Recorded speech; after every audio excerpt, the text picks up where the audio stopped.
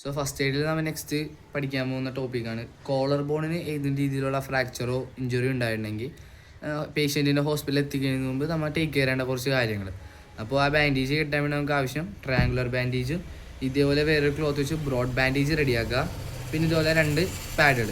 ഈ പാഡുകൾ നമ്മൾ യൂസ് ചെയ്യുന്നത് ഈ ഇഞ്ചുറി പറ്റിയ ഭാഗം കൂടുതൽ നമ്മൾ കെട്ടുന്ന സമയത്ത് വേറെ കൂടുതൽ മൂവ്മെൻറ്റ്സ് പറ്റി ഇഞ്ചുറി കൂടാതിരിക്കാൻ വേണ്ടിയിട്ടാണ്. അപ്പോൾ ഇനി കെട്ടേണ്ട രീതി എങ്ങനെയാണെന്ന് കാണിച്ചു തരാം. നമ്മൾ ബാൻഡേജ് കെട്ടുന്നതിന് മുമ്പ് വേറെ കുറച്ച് നല്ല ശ്രദ്ധിക്കുക. ഈ പേഷ്യൻറ്റിൻ്റെ ഈ ഭാഗത്താണ്, ഷോൾഡറിന് ഈ കോളറിന് ഈ ഭാഗത്താണ് ഇഞ്ചുറി എങ്കിൽ ആ സൈഡിലത്തെ കൈ ഉപയോഗിച്ച് നമ്മൾ ഇങ്ങനൊരു സപ്പോർട്ട് ക്രിയേറ്റ് ചെയ്യണം. കാരണം കൈ ഫ്രീ ആയിട്ട് കിടന്നിട്ടുണ്ടെങ്കിൽ ഇഞ്ചുറി കൂടാനുള്ള സാധ്യതയുണ്ട്. സോ ഇങ്ങനൊരു സപ്പോർട്ട് ക്രിയേറ്റ് ചെയ്ത് കൊടുക്കുക. അതിനുശേഷം ഞാൻ നേരത്തെ ഉണ്ടാക്കി വെച്ചിരുന്ന 2 പാഡ് എടുത്ത് ഒന്ന് ഈ കൈയിൻ്റെ ഈ ഒരു ഭാഗത്ത് പ്ലേസ് ചെയ്യുക. കാരണം ഈ കൈ ഇവിടെ നിന്ന് നീങ്ങുന്നുണ്ടെങ്കിൽ ഈ ഇവിടുത്തെ ഇഞ്ചുറി കൂടും. അതുപോലെ തന്നെ ഒരെണ്ണം ഇവിടെയായിട്ട് പ്ലേസ് ചെയ്ത് കൊടുക്കുക.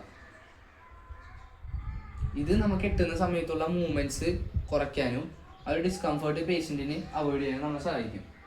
നെക്സ്റ്റ് ട്രയാങ്കുലർ ബാൻഡേജ് എടുത്ത് അപ്പെക്സ് പോയിന്റ് മുകളിൽ, അതായത് ഈ അപ്പെക്സ് പോയിന്റ് പേഷ്യൻ്റെ ഷോൾഡറിൻ്റെ സൈഡിൽ വന്ന് ഈ ഒരു ബേസിലത്തെ ഈ ഒരു എൻഡ് ഓപ്പോസിറ്റ് സൈഡിലേക്ക് ഇങ്ങനെ പ്ലേസ് ചെയ്യുക. അതിനുശേഷം മറ്റേ എൻഡ് ബാക്കിൽ കൂടി കറക്കിയെടുത്ത് ടൈറ്റ് ചെയ്ത് ഇവിടെ റീഫ് നോട്ട് ഇട്ട് കെട്ടുക.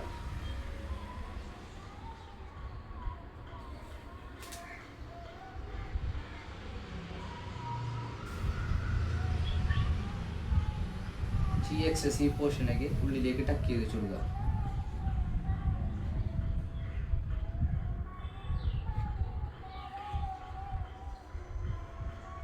നമ്മൾ ഈ ഒരു പോർഷൻ ശരിക്കും സീറ്റ് ചെയ്യണം. സോ അതിനുവേണ്ടി ഈ ഒരു അപ്പെക്സ് പോയിന്റ് എടുത്ത് ഇതിൻ്റെ ഹാഫ് എടുക്കുക, എന്നിട്ട് ഉള്ളിലേക്ക് ടക്ക് ചെയ്യുക.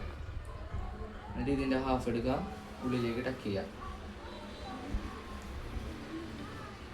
നമുക്ക് ഏകദേശം ഇതേപോലൊരു പൗച്ച് പോലെ കിട്ടും. എന്നിട്ട് ഇത് ജസ്റ്റ് ഇങ്ങനെ വെച്ച് ഒരു സേഫ്റ്റി പിന്നോ അല്ലെങ്കിൽ നമ്മുടെ സറൗണ്ടിങ്സിൽ ആ സമയത്ത് അവൈലബിൾ ആയിട്ടുള്ള കാര്യങ്ങൾ ഉപയോഗിച്ച് ഇതിങ്ങനെ ഉറപ്പിച്ച് കൊടുക്കുക.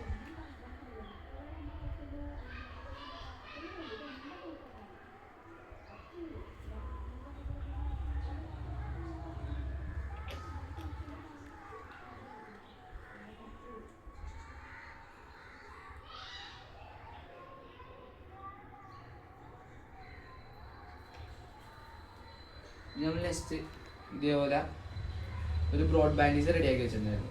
ആ ബ്രോഡ് ബാൻഡേജ് എടുത്ത് പേഷ്യൻറ്റിൻ്റെ ഈ ഒരു കെട്ടിനെ നമ്മൾ ട്രയാങ്കുലർ സ്ലിംഗ് എന്ന് പറയും. ഈ ട്രയാങ്കുലർ സ്ലിങ്ങിൻ്റെ മുകളിൽ കൂടി ഈ ബ്രോഡ് ബാൻഡേജ് ഉപയോഗിച്ച് നമ്മൾ ഈ ഒരു ഓപ്പോസിറ്റ് സൈഡിൽ ഒരു റീഫ് നോട്ടും കൂടി കെട്ടി ഈ ബാൻഡേജ് കംപ്ലീറ്റ് ചെയ്യും.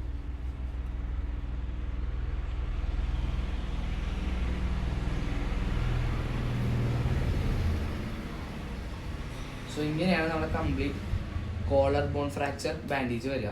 സോ ഇതിന് ശേഷം നമുക്ക് പേഷ്യൻറ്റിനെ എത്രയും പെട്ടെന്ന് നിയർ ബൈ ഹോസ്പിറ്റലിലേക്ക് എത്തിച്ച് ഇഞ്ചുറിയെ ഫുള്ളായിട്ട് റിക്കവർ ചെയ്യാൻ വേണ്ടി സാധിക്കും.